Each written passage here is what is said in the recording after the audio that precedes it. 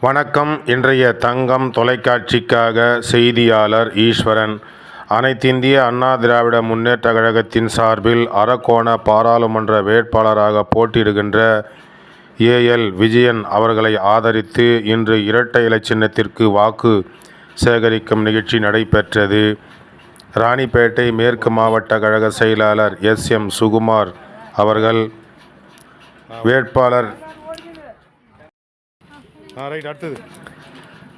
வேட்பாளர் ஏஎல் விஜயன், திமிரி கிழக்கு ஒன்றிய செயலாளர் சொரையூர் குமார் அவர்கள், கலவை பேரூராட்சி செயலாளர் கே.ஆர். சதீஷ் அவர்கள், மாவட்ட மகளிரணி செயலாளர் திருமதி ராதிகா அவர்கள் இவர்களின் ஆலோசனைப்படி இன்று மாவட்ட மகளிரணி இணை செயலாளர், முன்னாள் ஊராட்சி மன்ற தலைவர், முன்னாள் ஒன்றிய குழு உறுப்பினர் எஸ்.கே. பரிமளா கந்தசாமி அவர்கள் கூட்டணி கட்சி தொண்டர்களோடு ஒவ்வொரு வீதியாக சென்று குறிப்பாக கலவை கூற்றோடு, கரிக்கந்தாங்கல், நாகலேரி, பரிக்கல்பட்டு, பள்ள நாகலேரி, நல்லூர் கூற்றோடு மற்றும் கலவை கிழக்கு பகுதி, மேற்கு பகுதி என அனைத்து பகுதிகளுக்கும் சென்று இரட்டை இலை சின்னத்திற்கு வாக்கு சேகரித்தார்.